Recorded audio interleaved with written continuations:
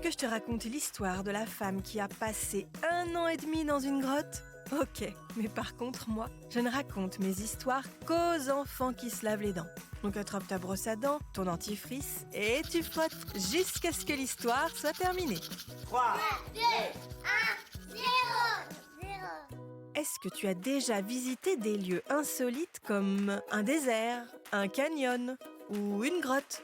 Ah, c'est particulier les grottes. Il fait sombre, humide, il faut descendre en profondeur sous terre et on trouve parfois des stalactites ou des dessins préhistoriques.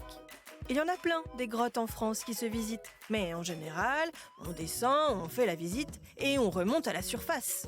Mais le personnage de l'histoire que je vais te raconter a décidé de rester sous terre et très longtemps.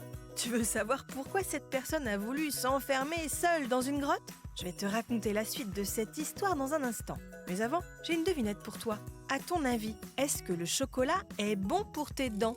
Eh bien oui, mais pas n'importe quel chocolat. Le chocolat noir, avec le moins de sucre possible, c'est plutôt bon pour tes dents, parce que ça les protège des caries.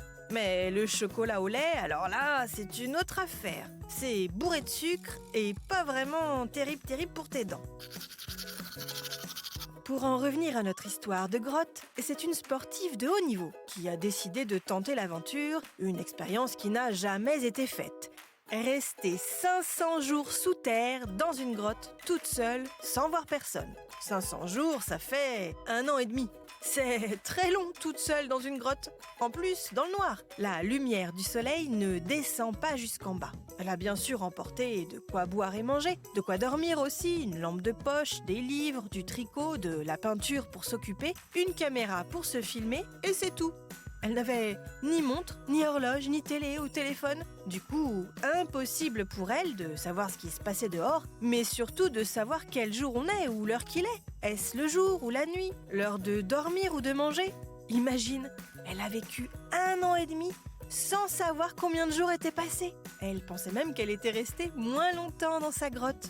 Un drôle de truc quand même.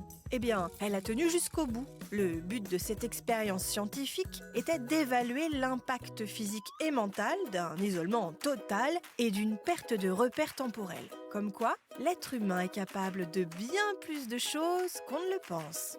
Bon, montre-moi un peu tes dents. Fais A, fais I. C'est pas mal ça, bien blanche comme il faut. Tant pis pour vous les caries.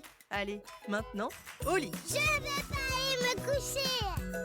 Retrouvez les épisodes des Dents et Dodo sur le site et l'application BFM TV et sur toutes les plateformes de streaming. Si cet épisode vous a plu, n'hésitez pas à lui donner une note, à vous abonner à la playlist et surtout à en parler autour de vous. C'est un podcast BFM TV.